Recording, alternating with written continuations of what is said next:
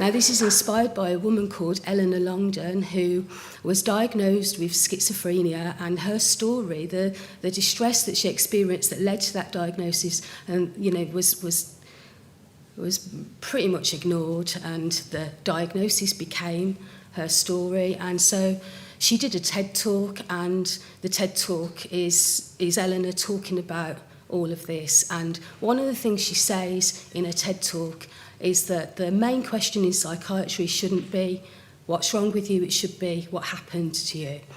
And my poem is called I'm With Her. So I'm with her, like not on the fence, because surely mental health is linked to experience, so often a direct consequence of trauma, of oppression. I don't know about you, but I'm getting the impression that we've been tricked, like really good and proper, into feeling, believing that these problems tell us, about who we are, rather than what it was that actually carved the scar. You see, we're fooled into thinking that it's about biology, physiology, intrinsic to identity. They tell us that it's in our genes, instead of being in the scenes of what happened to us that play out on repeat sometimes. You know, the ones we don't mention too much. Our great-grandmothers were locked away, incarcerated, left to decay, sometimes shackled with metal vices, while slices of their brains were cut out to exercise the threat. And yet this meant that sometimes they forgot the horrors, but it also meant that sometimes they forgot their names. And our grandmothers, it's not going to come as a huge surprise that many of our grandmothers were tranquilised, pretty much sedated, and this equated to a kind of half-life, often for their entire life. And when this didn't quite sort them out, make them sane, they may well have been strapped down whilst electricity was shot into their brain. And our mothers were flooded with old-school antidepressants and mass unnecessary womb extractions and reactions to instant hormones that, for some, meant a detour around a midlife rite of passage that may have brought them home. And as for our sisters and as for ourselves, well, we are labelled and medicated, disorders allocated, often accumulated, because there's no shortage of diagnostic criteria to explain any deliria or otherwise. Honestly, you'd be surprised. There's a disorder for everyone. What, you haven't been diagnosed yet?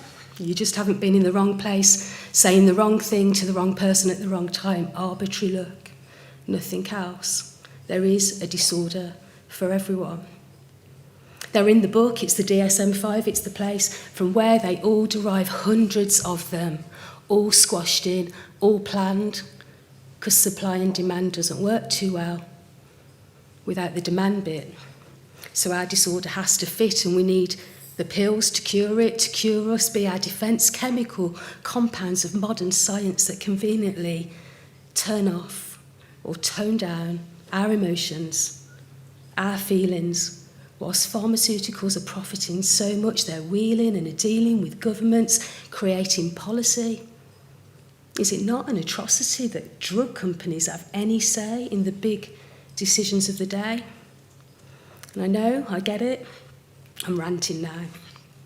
But here's the thing, subtly hidden away underneath the anti-stigma, shiny-surfaced campaigns of the day of mental health awareness raising that are so good at glazing over the point and over the pain, we find more of the same. Hidden away is more of the same, and excuse the pun, but this is sending me insane, because now even the good ones are having a try, you know, the likes of Ruby Wax and good old Stephen Fry, sadly still perpetuating the same old toxic lies and generally doing a great job of using celebrity status to pathologise. So we all get to believing that it is about us. They say mental health is like physical health, and alongside that, invariably, a belief that it's part of identity, part of me, the heart of me that's here to stay, not going away, needs to be managed, contained, needs to be chemically explained. So we really need a rethink, and it's definitely time to change. Because otherwise, precisely nothing is being rearranged, and we'll see a continuation of the same old shit.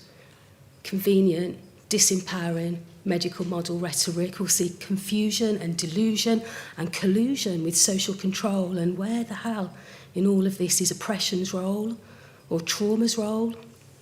It's not getting a look in, let alone being explored, so all of our stories join the millions of others that have been conveniently ignored because trauma can't be relevant. It's too much of a threat to the general scheme of things. Instead, we should forget about what's happened and put it down to genes, to chemical chaos, predisposition, the biological machine. You know, Eleanor Longden, she was never, ever asked about anything that had happened to her or any of her past. They just said she had an illness, a kind of broken brain, and that this explained the voices and the corresponding pain, so diagnosed with schizophrenia and written off as a hopeless case. And yeah, you may be thinking this is an absolute disgrace, but it's really no exception. It's happening every day, and it's time to change the script now and find another way. And in Eleanor's amazing TED Talk, she says, the main question shouldn't be what's wrong with you, it should be what happened to you.